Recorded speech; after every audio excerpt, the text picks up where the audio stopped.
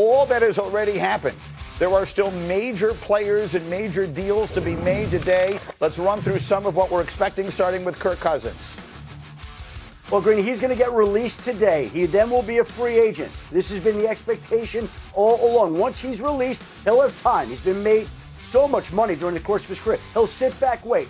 He would become an option if Aaron Rodgers doesn't return to Pittsburgh. But Pittsburgh wants Aaron Rodgers to come back. It's up to Aaron Rodgers. We'll see if he does. If he doesn't, Kirk Cousins could come into play in Pittsburgh. As for Kyler Murray, he also is expected to be released today. And if and when Kyler Murray is released, the Minnesota Vikings would figure to be the most logical landing spot for Kyler Murray of all the teams that are out there at this time. Kyler Murray is due about $19 million in guaranteed money on March 15th. The Cardinals won't put any more guaranteed money into him, and they will wind up releasing him today, at which point he'll be a free agent, free to talk to other teams, and I would think Minnesota would follow up on that list quickly. Yeah, it's, for everyone who was wondering why would they just released him earlier, we saw yesterday Geno Smith in a similar situation. They wound up making a trade. The Jets wound up trading for him. So in theory, maybe Arizona was hoping they would find a trade partner with Kyler Murray. Schefter is telling you it's not going to happen. He'll get released, and he will most likely go to Minnesota. I had said if I were Kyler Murray, I think the team I'd want to go to before all this began was Atlanta. That seems to be out the window now. Minnesota seems to be the place. What will it mean to you if Kyler Murray does wind up in Minnesota?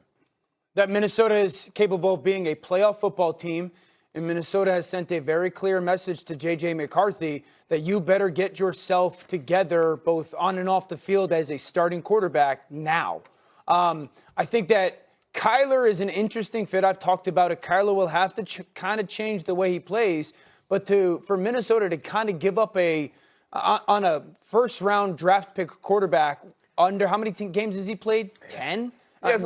Within 10 games is a big-time change. I'm not sure that Kyler has to change the way that he plays as much as O'Connell has to change the way that he coaches. And I think I would be a little bit more hyperbolic, I guess, than you. And what I think him going to the Vikings means is when Kyler is playing well, he's as good as just about anybody in football. So if they can find a way to sustain that success that he's had MVP level runs 2 years ago for over 6, 7, 8 games. So I guess in my mind, if you can create that, we're looking at the best team right up there with the Rams in the NFC. Like this could change. You think Minnesota, if Kyler's playing at a high level, is just as good as the Rams? Absolutely. I know the defense is going to be good. I know that Brian Flores is going to be able to create pressure with that defense. That defense is going to be good. You get Justin Jefferson at the highest level possible. Like, it's not as if they have Darrisaw playing high-level tackle. If Kyler Murray can play his best football, #1 overall drafted quarterback for an extended period of time, they are as good as the Rams. I mean, 2 years ago, they had 14 wins, and they're playing for the 1 seed with Sam Darnold. Last year, they managed to win 9 with no quarterback play at all, like detrimental quarterback play. Yeah. So I think that's right. If Kyler Murray plays like he can, that becomes a contending team in the NFC. I don't think there's any question about it. Is it Minnesota and only Minnesota for Kyler? Is Indy not in the conversation at all? My understanding, based on the conversations I've had on this the last couple of days, is that the expectation is that Kyler ends up in Minnesota. Schefter, I think, wants to jump in on that one as well. Schefter, go. Yeah, we look, the Colts have been down the road with Daniel Jones on an extension. They're going to get an extension done here at some point this week, as early as today, with Daniel Jones. That extension, I would think, would obviously lock in their starting quarterback. I think Kyler's going to look for a place to play. Indy would have some appeal, but there would be a better chance to play perhaps in Minnesota. In Indy, you got Daniel Jones coming off the injury. Those would be places that would interest him, but I still think Minnesota is the logical landing spot here. All right, so Kyler, we have a little disagreement on what exactly it might mean if he does wind up there and how good they could be. Or good, because I thought we were talking about J.J. McCarthy earlier. Yes, what and that, yeah, of course. That's obviously a huge byproduct. I think that's very interesting because my understanding is the Vikings are not ready to give up on J.J. McCarthy. Not trading J.J. They're not about to sign Kyler Murray to a 5-year contract. Like, this is a minimum salary deal for a former #1 overall pick that's shown an ability to play in the league. If Kyler doesn't work out and J.J. McCarthy, the light goes on, he makes some kind of leap over the summer, he could still start. the hope the Vikings have is that they can do something this offseason / this season to kind of unlock what they still believe J.J. McCarthy can be. And if bringing in a veteran to compete with him or start ahead of him helps do that, then I think that's their ideal situation. Kyler goes to Minnesota. That leaves two places that need starting quarterbacks, Pittsburgh and Arizona. I would imagine Pittsburgh is getting good feeling that Aaron Rodgers is going to be their starting quarterback. I know Arizona's got Gardner Minshew and Jacoby Brissett, I believe, but they're still probably in the conversation for a starting quarterback. Maybe it's Kirk Cousins. Yeah, but I mean, Arizona isn't in the conversation that I think we're having now. We're talking about who's going to tilt the balance of the Super Bowl champion, or at least who represents in the NFC. And I'm surprised that in the best case scenario, you get best version of Kyler, that you think that they can't compete or they're not on the same level as the Rams. I give you that. Currently, what we know of Kyler, the way that he's been kind of discarded, suggests that he's not that level. But if we think KOC is the coach that we think he is, with all the talent, like Kyler's not old. No, his arm is incredible. I think they're a playoff football team if they get Kyler playing the way he plays. I just don't think they're at that They would level. need a Kyler Murray over the course of an entire season that, frankly, we've never seen. Chef, you have 20 seconds left. Finish it up.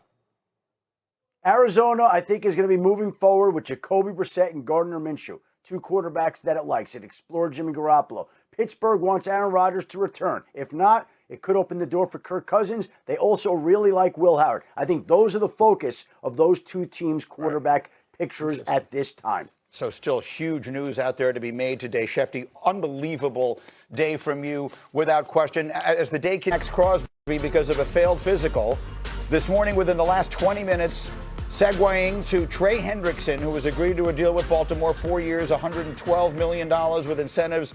It could be worth up to $120. That was from Schefter just moments ago, who has been working feverishly. Again, just Adam Schefter, so you know, this is a man who spoke to Neil Elatrash at 5 o'clock this morning and has been working nonstop ever since. So, Schefter, take us through it here. For those who are just joining us here, the Ravens have been awfully busy with what they did last night and what they do now this morning. Well, listen, they actually had conversations with Trey Hendrickson about teaming him with Max Crosby. And when the conversation first started, Trey Hendrickson was of the mind that he would be in Baltimore if that's the offer that he would wound up taking with Max Crosby. But alas, that didn't happen. Max Crosby was in Baltimore on Tuesday, went through a physical, did not pass the physical. There were images that were sent out to other doctors. Multiple doctors reviewed those images, including the Cowboys team doctor, Dr. Cooper. And in the end, with whatever information they had, the Baltimore Ravens felt like they were uncomfortable moving forward with the physical. Max Crosby had been on crutches until 1 week ago. He had surgery 2 months ago on his meniscus. Dr. Elatrash talked about his meniscus, his cartilage, his bone, and that Max Crosby is on schedule. But the problem is where that is today is not where the Ravens felt like they needed him to be to pass that physical. And so this was the issue. The Ravens didn't feel comfortable moving forward on the deal, considering that it involved 2 first-round draft picks. They voided the deal. Max Crosby goes back to the Raiders. The Raiders are listening to other teams' call, but the plan right now is to at least hold on to him while they listen to offers from other teams. So Mike Tannenbaum jumps in with us here as well. Mike T, you were a general manager in 2 different places. You obviously were involved in countless trades. This is always a piece of it. So there are people who are going to look at this. I want to make it 1,000% clear that no one on Get Up is suggesting that anyone did anything untoward here. The physicals are always a part of these deals. But there are people who are watching this, and you know what happens on the internet. People start, oh my goodness, they backed out of it because they saw Trey Hendrickson was going to be cheaper than they thought, or whatever the case may be. Take us through how these processes actually work behind the scenes, how the sausage gets made, Mike T. Yeah, Greeny. So again, a trade is a contract between Team A and Team B that has to be approved by the league office at 4 o'clock today. Typically, in that trade papers are conditions. The player reports and passes a physical.